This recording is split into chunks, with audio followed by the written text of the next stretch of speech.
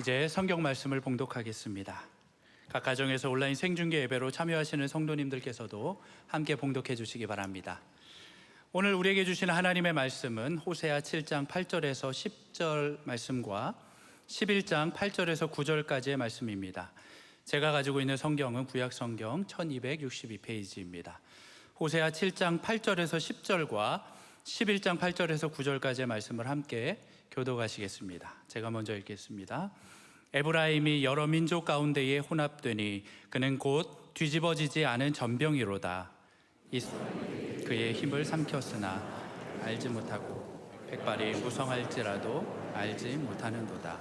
이스라엘의 교만은 그 얼굴에 드러났나니 그들이 이 모든 일을 당하여도 그들의 하나님 여호와께로 돌아오지 아니하며 구하지 아니하도다. 11장 8절 제가 먼저 읽겠습니다. 에브라임이여 내가 어찌 너를 놓겠느냐? 이스라엘이여 내가 어찌 너를 버리겠느냐? 내가 어찌 너를 아드마같이 놓겠느냐? 어찌 너를 스보임같이 두겠느냐? 내 마음이 내 속에서 돌이키어 나의 긍휼이 온전히 불붙듯 하도다. 함께 읽겠습니다.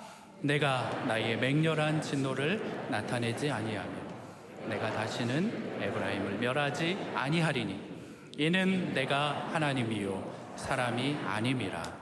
내 가운데 있는 거룩한 이니 진노함으로 내게 임하지 아니하리라. 아멘. 할렐루야. 우리 찬양대가 고백한 대로 우리의 삶의 모든 복잡한 마음의 창문들을 다 닫아 걸고 우리의 시선과 우리의 영혼의 안테나가 주님께만 고정되기를 바랍니다. 오늘 말씀은 특별히 육신의 귀로만 듣지 말고 마음으로 영으로 오늘 말씀을 들었으면 좋겠습니다. 다시 육신의 귀로만 듣지 말고 뭐예요? 마음으로 영으로 영의 눈을 열어서 이런 말씀을 들었으면 좋겠습니다. 오늘 말씀의 제목은 세속화의 극복이 되겠습니다. 지난주에 제가 갈렙을 통하여 이제 그가 40세 때는 믿음 보고 1.0을 썼고 85세 45년이 지나서 믿음 보고 2.0을 해야 한다 말씀을 드렸고, 사랑의 교회가 올해가 45주년을 맞이하면서 믿음 보고 2.0을 해야 하는데 어떻게 하면 좋을까? 그 믿음 보고 2.0을 가로막는 제일 방해물이 뭘까? 장애물이 뭘까 생각하다가 오늘 이 말씀 세속화의 문제를 우리 앞에 놓고 이 문제를 좀 진지하게 다뤄야 되겠다 그래서 생각을 해보았습니다. 우리가 어느 정도 세속화되어 있는지 우리가 한번 측정을 해보면 좋겠어요. 이 세속화되어 있는데 이쪽이 아주 순전하고 정결한 쪽이 1이라면 아주 오염되고 세속화된 건 10이라면 우리는 어느 정도일까요?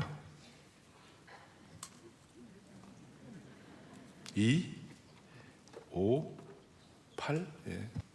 어쩌면 좀 오히려 더 이렇게 정결한 분들일수록 더 내가 좀 오염되었다고 생각할지도 몰라요. 예. 이 무슨 뜻인지 알 사람만 알도다. 예. 예. 인류 역사 가운데 지금 우리가 살고 있는 이 시기는 가장 부유하고 풍요롭게 살고 있습니다. 그러나 우리 주위에 보면 상상치 못할 일들이 많이 일어나고 있습니다. 가정이 완전히 파괴가 되고, 제가 말씀 안 드려도 너무나 타락한 문화들이 많이 있습니다. 특별히 우리 자녀들은 이 세속화에 그냥 프론트라인에 서 있어요. 그들이 배우는 역사, 그들의 교육, 그들의 문화, 그들의 디지털, 그들의 예술에 대한 모든 시각들 어마어마하게 세속화되는 거예요. 강력한 세속화에 찌들어져 있습니다. 말하기를 좋아하는 사람들은 한국 교회를 비판하는 가운데 신앙과 삶이 분리되어 있다, 뭐 그런 식으로 오래전부터 얘기하고 있습니다만은 우리 입장에서는 이 세속화의 문제는 이중성에 관한 것이에요. 뭐에 관한 것이라고요? 이중성.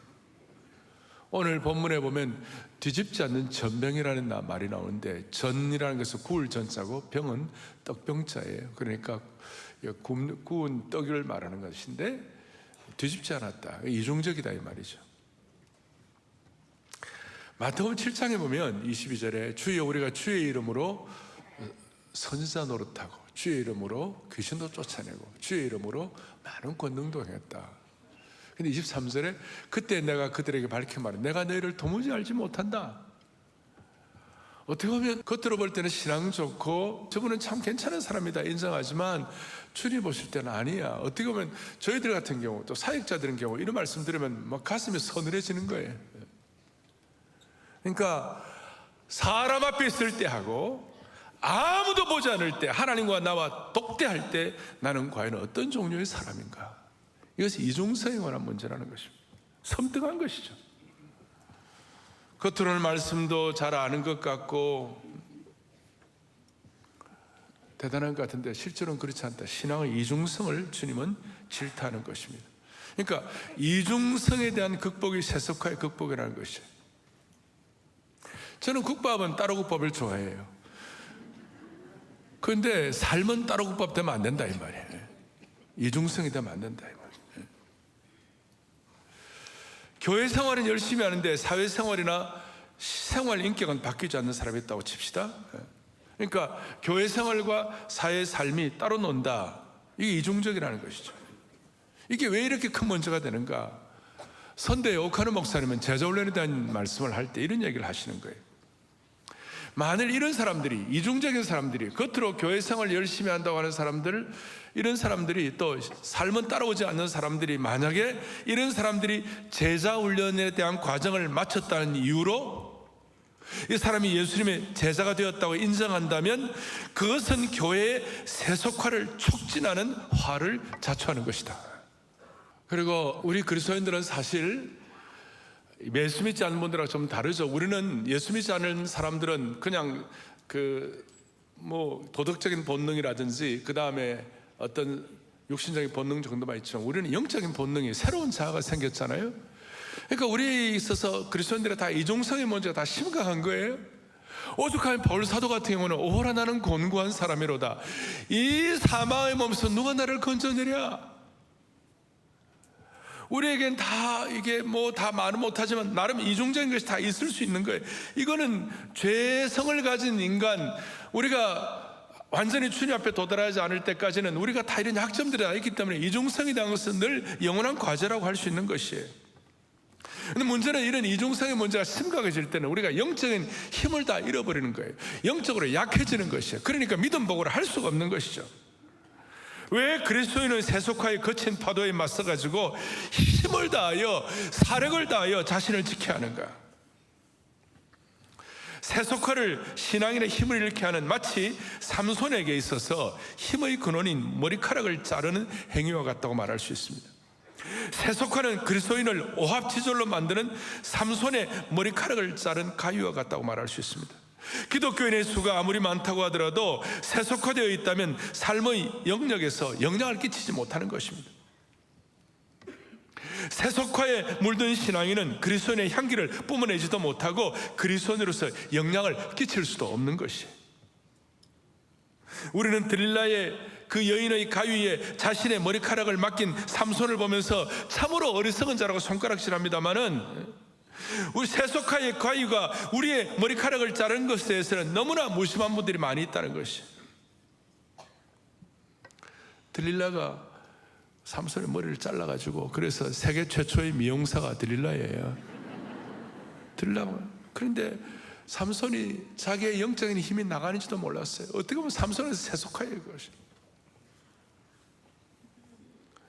오늘 본문은 하나님의 자녀가 세상과 동화되고 세속화될 때 어떤 위험이 일어나는가? 껍데기는 변화된 것 같은데 속이 변화되지 않으면 어떤 일이 일어날까? 예수 믿는 사람이 세속화되어 가지고 영적으로 병들거나 약해 보일 때 우리 주님이 얼마나 안타까워하실까 하는 내용들을 가지고 좀 살펴보도록 하겠어요. 첫 번째 생각할 것, 뒤집지 않는 전병과 보이지 않는 백발을 좀 말씀할 거예요. 오늘 이 말씀의 본문의 배경은 2700여 년 전에 살았던 호세아 선지자가 당대 이스라엘 사람들에게 이렇게 말씀을 하는 것인데 아주 그 시대 사람들도 오늘과 비슷했어요. 그러니까 오늘 이 말씀은 영적인 능력이 탈진되고 세속화되고 이중적인 이스라엘 백성들을 향한 하나님의 안타까운 심정을 아주 뜨겁게 표현한 본문이라고 말할 수 있어요. 8절에 보니까 이렇게 나와 있어요. 에브라임이 여러 민족 가운데 혼합되었다. 그러니까 에브라임의 혼합주의를 질타하는 것이에요. 잘 아시는 대로 북쪽 이스라엘 나라는 이제 10지파로 되어 있었는데 오늘 여기 보니까 이스라엘을 에브라임과 거의 에브라임이란 말이나 이스라엘이라는 말이나 같이 취급하고 있어요. 그리고 이때 호세아 시대의 북쪽 이스라엘 이 시대 여로보암 2세 시대인데 이때는 북쪽 이스라엘이 세상적으로 볼 때는 가장 강력하고 경제적으로 번성하고 강력한 나라였어요. 사실 이 에브라임의 어머니가 아스낫이라고 이집트의 제사장의 딸이었어요. 그러니까 어떻게 보면 이집트의 어떤 그 문화가 있었던 사람인데 하나님의 특별한 은혜로 요셉과 결혼함으로 말미암아 에브라임이 나왔죠. 에브라임은 첫째 아들입니까? 둘째 아들입니까? 둘째 아들이죠. 므낫세와 에브라임인데, 근데 하나님께서 야곱을 통하여 요셉 대신에 야곱을 통하여 에브라임과 므낫세를 야곱의 마치 손자를 아들처럼 양자처럼 삼았어요. 그러면 그것이 너무 감사해가지고 지사충성하고 한결같아야 되는데 그런 에브라임이 오늘 이 시기에 와서 무슨 일이 벌어졌는가? 이 북왕국 이스라엘이 정체성을 잃어버리고 세상과 섞여서 아주 혼합되어 가지고 세속화되고 혼잡이 되었어요. 근데 문제는 뭐냐? 깨닫지를 못하고 있었어요. 부끄러워하고 죄송해야 하는데 오히려 자신만만하고 교만했어요. 제 말씀이 아니에요? 10절에 보니까 뭐라고 나와 있냐? 이스라엘의 교만은 어디에 드러났다고요? 그 얼굴에 드러났다. 다시요, 북왕국 그 당시에 이스라엘은 가장 번영하고 강성하고 경제적으로 정치적으로 안정된 시기였어요. 그러니까 교만한. 그런데 그 내면을 살펴보면 무슨 일이 벌어졌는가? 4절에 보니까, 앞에 4절에 보니까 그들은 다 뭐 하는 자다? 가늠한 자다. 가늠하는 자다. 그리고 그 다음 말씀이 과자 만드는 자에 의하여 달궈진 화덕과 같도다. 이 화덕은 우리식으로 말하면 아궁이 같다고 말할 수 있어요. 그래서 달궈진 화덕, 달궈진 아궁이와 같다는데 이게 뭐냐면 늘 마음이 이렇게 달궈져 가지고 언제든지 영적인 간음을 저지를 준비가 되어 있었다는 것이 소위 혼합주의적인 것이고 세속화되어 것이고. 자, 다시 한번 뭐 같다? 달궈진 화덕과 같다. 달궈진 화덕이란 말은 히브리어로 돌아가면 습관적인 죄를 짓는 것을 의미하는 것이에요. 주일에 말씀 들을 때는 도전도 받는 것 같고 깨끗해지는 것 같은데 집에만 가면 똑같은 죄를 또 범하고 또 범하고 또 범하는 거예요.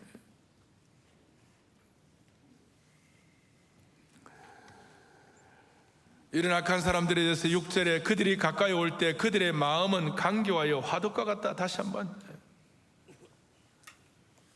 화덕과 같다. 겉으로는 안 그런 척하지만 속마음은 화덕처럼 아주 그냥 이글이글하고 있잖아요. 뜨거워져 있는 거예요. 실제로 이들은 정치적인 이중성 때문에 북왕국 말기에 4번이나 반역을 해가지고 왕조가 4번이나 바뀌는 아주 궁중안의 음모와 반역과 배신이 횡행하고 빈번했어요. 이런 문제가 있는데 불구하고 심각한 문제는 7절이 뭐냐면 그들 중에 내게 부르짖는 자가 뭐예요? 하나도 없다. 이 세속화의 문제를 심각하게 생각해가지고 주님이 세속화의 문제를 해결해 달라고 고민하면서 주님께 부르짖는 자가 어떻다? 하나도 없다. 하나님은 지금 응답하고 싶어 하시고 하나님은 지금 세속화의 문제를 해결해 주고 싶어 하시고 하나님은 지금 사람을 바로 해드리고 싶어 하시는데 하나님은 그런 사람을 찾고 있는데 구하는 자가 하나도 없도다. 영적으로 무디어져 가지고 신경세포가 죽어버렸어요. 개인적으로 하나님께서는 에브라임처럼 에브라임 지파 이스라엘에게 많은 은혜를 주셨는데 영적인 세속에 빠져가지고 허우적거리면서 영적인 가난뱅이 생활하면서 세상과 차이도 없고 영적으로 동화되어 가지고 물에 물 탄 듯 미지근한 신앙생활하는 분들이 한둘이 아니라는 거예요. 오늘 이것은 우리하고 비슷한 거예요. 우리는 이런 속성이 다 있다는 걸 가지고 고민. 그러니까 어떻게 보면 그 시대의 사람들이나 오늘 이 시대에 돌아보면 우리 속에 있는 어떤 이중성을 보면 막 그때나 지금이나 도찐개찐이 지난 70년 한국을 이와 같이 그 어려운 가운데서 8.15 해방 6.25를 지나 70년 동안 하나님께서 우리 민족에게 하늘의 복을 열어가지고 꾸어줄지언정 꾸는 나라 되지 않게 하시고, 그런데도 불구하고 우리는 지금 세속화에 덫에 걸려버렸어. 그래서 8절에 에브라임 북왕국이 여러 민족 가운데 혼합되니 그는 곧 뒤집지 않는 전병이로다. 우리 개인도 이런 성향이 있고 우리 민족도 이런 뒤집지 않는 전병 같은 상황이 되었다는 것이, 뒤집지 않는 전병이라는 것을 조금 더 구체적으로 말씀드리면, 달구어진 화덕 위에다가 떡을 굽는데 어느 시점에 딱 되어가지고 딱 제대로 이렇게 뒤집지 않으면 무슨 일이 벌어지는가? 한쪽은 새까맣게 타고 한쪽은 서리르가 있는 거예요. 그러니까 어떤 사람들은 무뎌져 가지고 자기가 서리가 있는지도 모르고 뒤집지 않아 가지고 겉으로 볼 때는 다 제대로 익은 떡 같지만 실제로 속을 보면 뒤집지 않으니까, 적절한 때 뒤집지 않으니까 설익은 떡이 되니까 이걸 보고 말하냐, 뒤집지 않는 전병이로다. 한쪽은 새까맣게 타고 한쪽은 서리게 되고, 요즘처럼 무슨 오븐이 있거나 마이크로웨이브가 있어가지고 전자레인지가 있는 것이 아니기 때문에 뒤집지 않으면 한쪽은 까맣고 한쪽은 서리고 이중적이 될 수밖에 없는 것이죠. 그러니까 이스라엘 민족도 그런 성향이 있다는 것이에요. 소위 반쪽짜리 숙성이라는 것입니다. 온전하지 못한 모습인 거예요. 성경에서 말하는, 야곱이 말한 대로 두 마음을 품은 자는 이중적인 생활이죠. 예배할 때는 그럴듯한데 나가면 세상 사람과 똑같다는 것입니다. 공적 예배와 생활 예배가 완전히 이중적이라는 것입니다. 겉으로는 예수 믿는 사람 같은데 세상적으로는 그렇지 않다는 것이다. 정통적인 신앙 행위가 따르지 않는 거예요. 그러니까 자연스럽게 이렇게 뒤집지 않은 전병이 되니까 무슨 일이 벌어요? 영적으로 약해져 버린 거예요. 내면이 실하지 않는 거예요. 그래서 9절에 이방인들이 그의 힘을 삼켰으니 알지 못하고 백발이 무성할지라도 알지 못하는도다. 속 사람의 힘이 다 빠져가지고 백발이 되어가지고 백발이 무성할지라도 알지 못한다고 그랬어요. 백발이 얼룩얼룩해가지고 체력이 빠진 존재가 되었다, 그 뜻이에요. 겉으로는 백발이 무성한 것처럼 보이지만 체력이 빠져가요. 젊음의 신앙의 영적 패기가 사라지고 젖줄이 끊어진 아이처럼 얼굴이 노랗게 돼갖고 가시밭에 떨어진 씨앗같이 체력이 빠져서 메마르고 노래진 것입니다. 무뎌진 사람 됐다는 것입니다. 여러분, 무감각해지면 무슨 일이 벌어집니까? 신경이 죽으면 아프지도 않아요.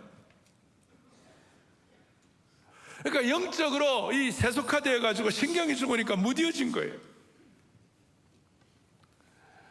여기서 받는 교훈은, 하나님의 자녀가 세상과 동화되어 뒤집지 않는 전병처럼 살면 속 사람이 힘을 잃고 영혼의 사람이 얼룩얼룩 백발같이 된다는 것입니다.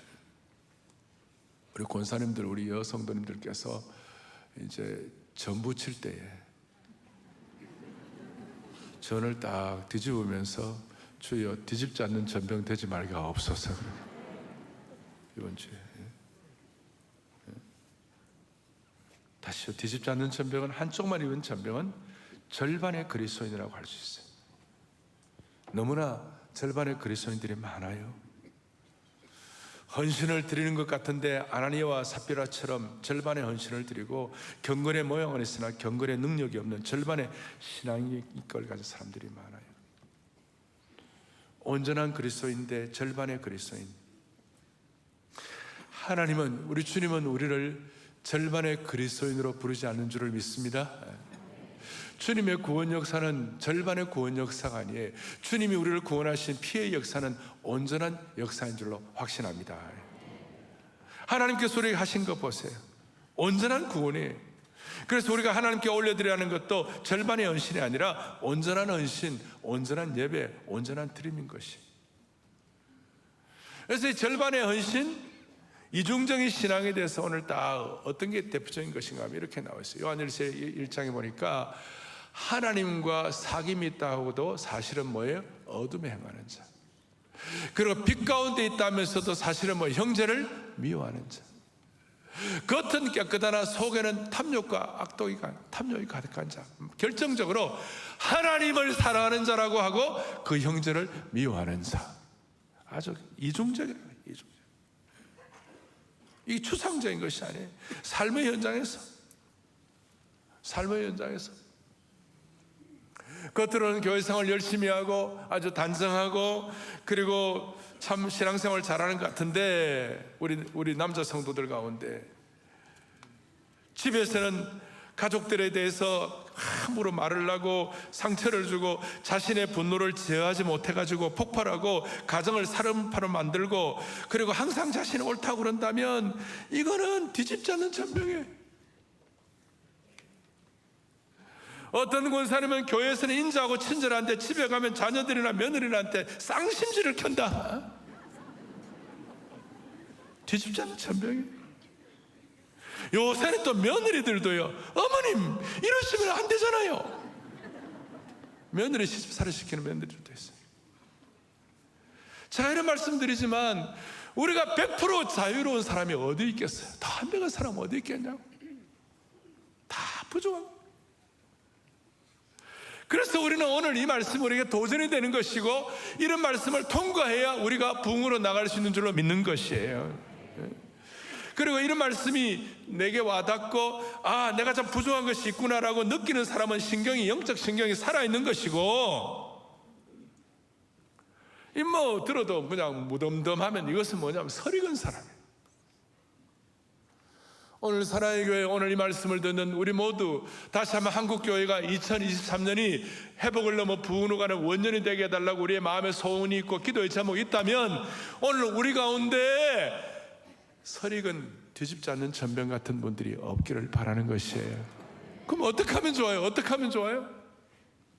오늘 본문의 11장 8절 9절에 오늘 여러분들이 주보에다가 제 앞에 요절처럼 나와 있어요. 뭐라고 나와 있습니까? 호세아 11장 8절에 어떻게 하면 좋으냐고요? 에브라임이여, 아까 말한 에브라임, 이스라엘 전체를 말하는 에브라임이여, 내가 어찌 너를 놓겠느냐? 이스라엘이여, 내가 어찌 너를 버리겠느냐? 내가 어찌 너를 아드마같이 놓겠느냐? 너 어찌 너를 스보임같이 두겠느냐? 내 마음이 내 속에서 돌이켜 나의 긍휼이 온전히 뭐하는 듯 듯하다 불타는 듯하다. 주님의 안타까운 목자의 심정을 오늘 다시 한번 깨달아요. 이 이중성과 세속화에 대해서 제가 많은 예를 들었습니다만은 우리 다 하나씩은 다 여기에 관계되어 있을 거예요. 그런데 하나님, 우리 습관적으로 짓는 죄들도 다 있는데요, 하나님 아버지, 그렇다고 우리가 나가 떨어지면 안 되는 것이고 주님의 심정을 깨달아야 되는데 내가 어찌 아드마와 같이, 내가 어찌 스보임과 같이 너를 놓겠느냐? 이 말은 뭡니까? 아드마와 스보임은 소돔과 고모라가 멸망할 때 같이 불타고 같이 멸망한 성들이에요. 어찌 너가 소돔과 고모라처럼 멸망하는 대로 내 그대로 둘 것인가? 그건 아니라는 것입니다.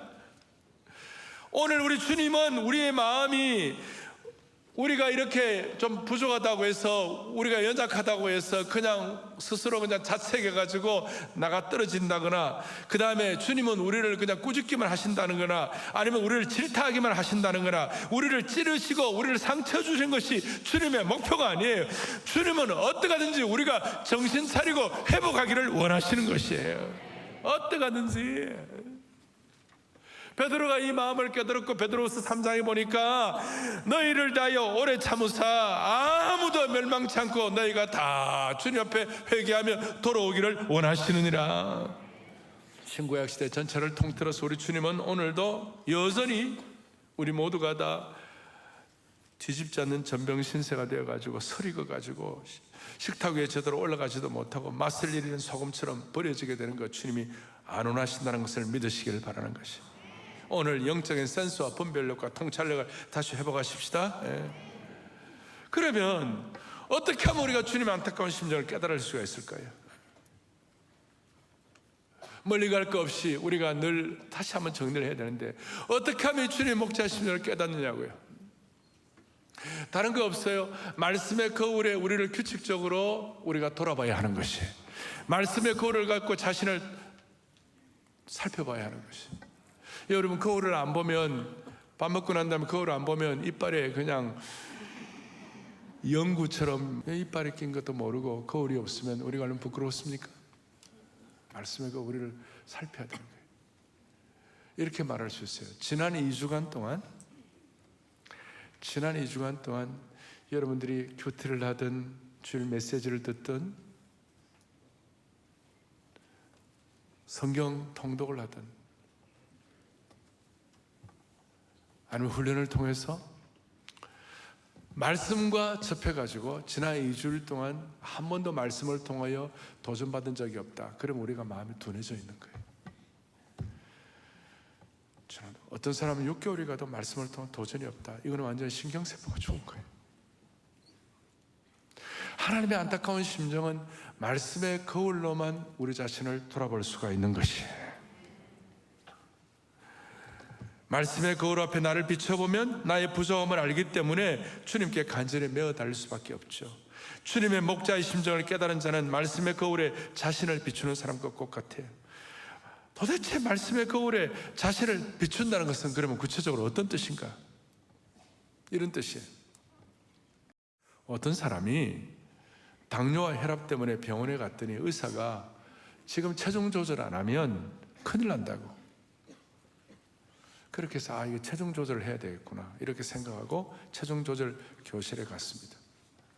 건강을 위하여 체중 조절을 하는 김에 자기의 어떤 몸도 좀 개선하고 싶어가지고 남자든 여자든 제가 이제 그녀로 합시다. 그녀로 다이어트 교실에 등록을 했는데 PT 트레이너가 제일 먼저 한 것이 뭐냐면 당신이 거울에다가 당신이 되고 싶은 몸 모습을 쉐이프를 한번 그려보라 그랬어요.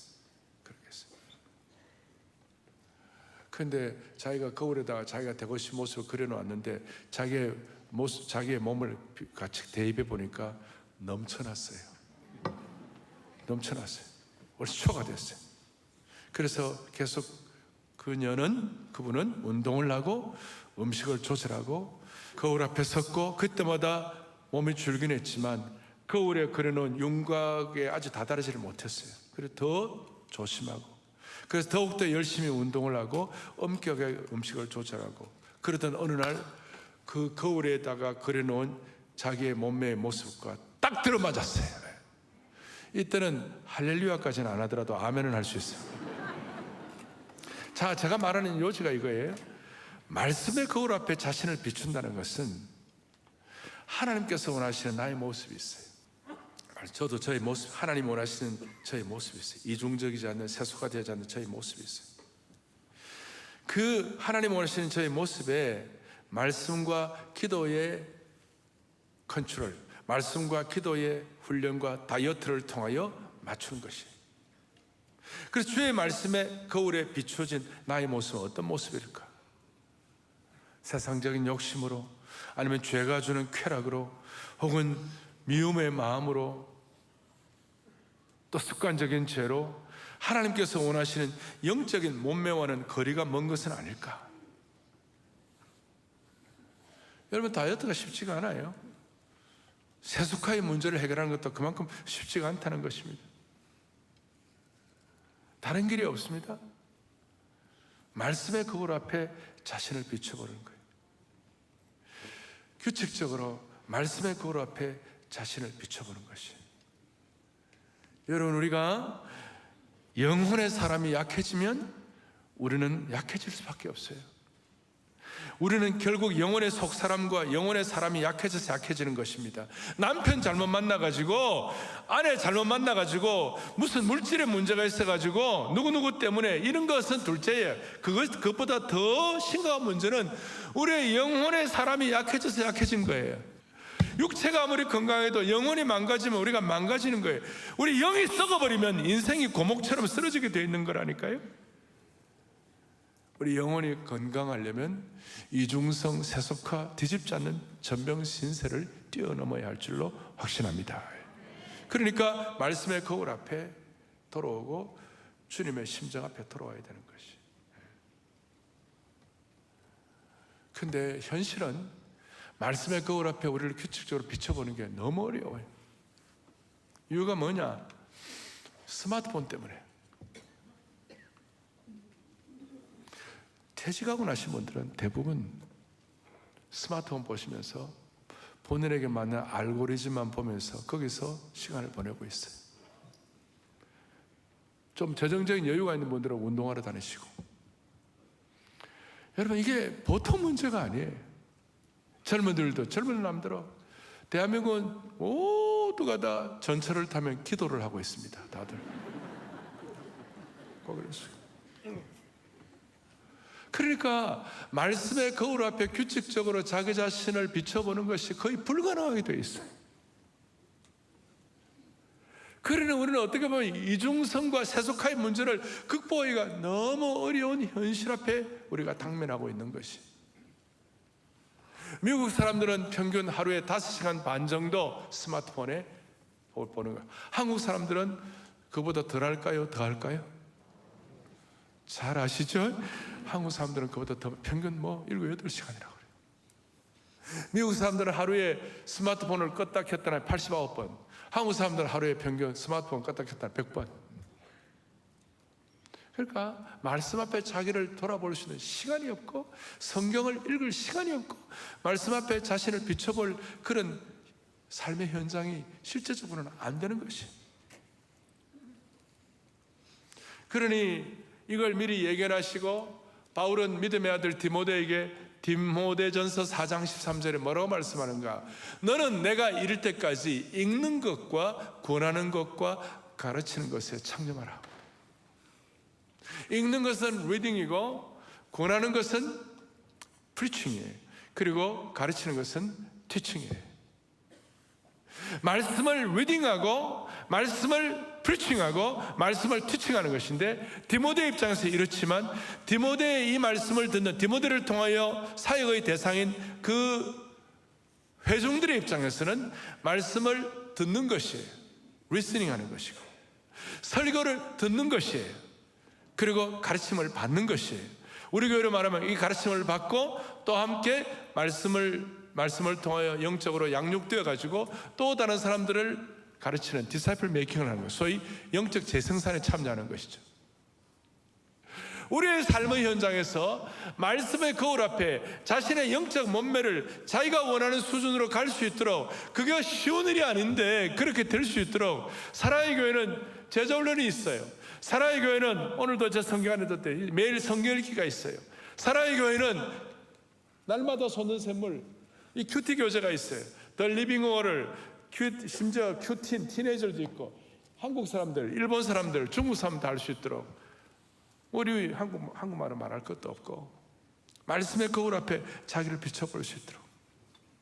그리고 깊이 있게 더 살펴보려면 사랑 글로벌 아카데미 같은 그런 프로그램들이 우리 앞에 나와 있어요. 우리를 비춰볼 수 있도록. 이러한 우리가 이 한 해 동안 말씀 앞에 자신을 돌아보면서 적어도 2주일에 한 번은 말씀을 통한 깊은 도전을 가지고 우리 속에 있는 세속화에 이른 어떤 속성 가운데 이쪽으로 넘어가지 아니하고 더 주님을 닮아갈 수 있도록, 반절의 그리스도인이 아니라, 반절만의 그리스도인이 아니라 온전한 예수님의 제자가 될 수 있도록 하나님께서 저와 여러분들을 불쌍히 여겨 주시기를 바랍니다. 이걸 호세아가 미리 깨닫고, 호세아 6장에서는 오늘 이 말씀을 하는데 미리 깨닫고 6장 1절에 이렇게 말씀하고 있어요. 오라 우리가 여호와께로 돌아가자. 다시 한번 말씀 앞에 돌아가자. 말씀으로 한 사람 한 명만 돌아가는 것이 아니라 우리 공동체와 우리 민족도 주님 앞에 돌아가자. 그럴 때 하나님이 우리를 낫게 하시고 우리를 새롭게 하실 것을 신뢰하는 것이에요. 그게 바로 믿음 보고라고 말할 수 있는 것입니다. 6장 1절 2절에 여호와께서 우리를 찢으셨으나 낫게 하실 것이요, 우리를 치셨으나 싸매어 주실 것입니다. 여호와께서 이틀 후에 우리를 살리시며 셋째 날에 우리를 일으키시니 우리가 그의 앞에서 살리라. 하나님이 우리를 낫게 하시고 우리를 싸매어 주시고 살리시고 일으키실 것을 믿고 말씀으로 달려가는 것이야말로 믿음으로 2.0 보고를 하는 것입니다. 그래서 3절에 드디어 우리가 여호와를 알자, 여호와를 힘써 알자. 뒤집지 않는 전병신세를 그만두고 머리가 얼룩얼룩 해가지고 그래 그 영적인 속 사람의 능력이 약해진 거 그만두고, 그 결과가 그렇게 되잖아요. 11절에 뭐라고 하냐, 너 어리석은 비둘기 같다 그랬어요. 7장 11절은 어리석은 비둘기가 돼가지고 애굽으로 가야 되나 아니면 아수르로 가야 되나 막 헷갈리는 거예요. 어리석어가지고 이리저리 혼동스러워서 방향도 못 잡는 그런 뒤집지 않는 전병, 결과로 백발이 얼룩을 그리고 어리석은 비둘기 같이 되지 말고 어떻게 되는 거예요? 여호와를 알고 어떻게 힘써 알자. 사랑의 교회나 한국 교회가 베풀어 주시는 여러분들의 이 말씀의 거울 앞에 자신을 비춰볼수록 무엇보다도 사랑의 교회는 다락방이 있어요. 이제 2월 달부터 다락방을 오픈할 텐데 방학 지나고 말씀 앞에서 우리 자신을 돌이켜 볼 때, 스가랴를 통해 자신을 돌이켜 볼 때 하나님께서 우리의 세속화와 이중성을 방지해 주실 줄로 믿습니다. 제가 이 말씀 호세아서를 보면 제일 마음에 감동된 것 중에 하나 14장 8절이었어요. 뭐라고 나와 있는가? 다 같이 우리 크게 합독하겠습니다. 내가 그를 돌아보아 대답하기를 나는 푸른 잣나무와 같으니 너가 나로 말미암아 열매를 얻으리라 하리라. 아멘. 우리 하나님이 푸른 잣나무면 하나님을 믿는 우리들도 다 푸른 잣나무가 될 수 있는 것이에요. 그런 푸른 잣나무가 되어가지고 세속화되지 않으면 하나님께서 우리에게 이 시대를 향하여 수많은 믿음의 열매를 맺도록 만들어 주시는 것입니다. 예수님의 제자의 열매를 맺도록 만들어 주시는 주님을 찬양하는 것이에요. 오늘 이 말씀 우리가 듣고 적용하여 말씀의 거울 앞에 우리 자신을 같이 한번 돌이켜 보십시다. 많은 사람들이 말씀의 거울 앞에 자신을 돌아보고 훈련받으라 그러면 시간이 없다고. 시간이 왜 없어요? 여러분 먹는 데는 맛집에 가는 데는 빨리 가고 여러분 무슨 주름 제거하는 데는 열심히 하시고 다 하시면 왜 말씀 앞에 자신을 돌아오는 이 중요한 일에 시간을 안 내시면 되겠냐고요. 아직도 한국 교회 내에 안타깝게도 교회 다니는 분들 가운데 뒤집지 않는 전병들이 너무 많아요. 뒤집지 않는 전병을 극복한 신실한 주의 종들, 여러분들을 통하여 우리 모두가 다 한 사람 한 사람은 한 겹줄이지만 우리가 이런 마음의 소원을 가지고 집중하는 분들은 2겹줄이 되고 3겹줄이 되고 5겹줄이 되어가지고 다시 한번 한국교회가 회복을 넘어 부흥으로 나갈 수 있도록 하나님 길을 열어주시기를 소망합니다. 사랑하는 형제자매 여러분, 오늘 세 번째 주일날 이 귀한 말씀을 같이 나누었습니다. 우리 속에는 모든 이중적인 것, 세속화된 것들, 습관적인 죄악들, 달구어진 화독들, 뒤집지 않는 전병들이 정리되는 축복을 우리 모두에게 허락해 주시기를 소망합니다. 자비로우신 아버지 하나님, 우리 가운데 아직까지도 세속화의 거친 파도 앞에 굴복해가지고 뒤집지 않는 전병처럼 어리석은 비둘기처럼 신음하고 있는 성도들이 있다면 말씀의 거울 앞에 자신을 비추어 돌아오게 하여 주옵소서. 그리하여 이 말씀의 능력으로 낫게 하여 주시옵시고 싸매어 주시고 살려주시고 일으켜 주옵소서. 이 시간 주님 앞에 마음에 무릎 꿇는 모든 성도들 푸른 잣나무처럼 풍성한 결실을 맺는 평생이 되게 해 주시기를 소망합니다. 우리 속에 있는 모든 세속화, 이런 것들을 탈세속화, 출세속화할 수 있는 믿음 보고서를 쓰는 저희의 삶이 되게 하여 주시기를 소망합니다. 거센 세속화의 바다 앞에서도 청청한 푸른 나무처럼 승리하는 은혜가 있게 하여 주시옵소서. 우리 주 예수 그리스도 이름 받들어 간절히 기도 올리옵나이다. 아멘.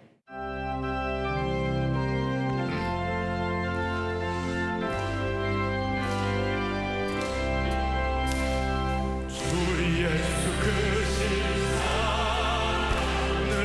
말해주시오. 나 항상 그의 말씀 또 들려주시오. 호세아의 말씀 처음에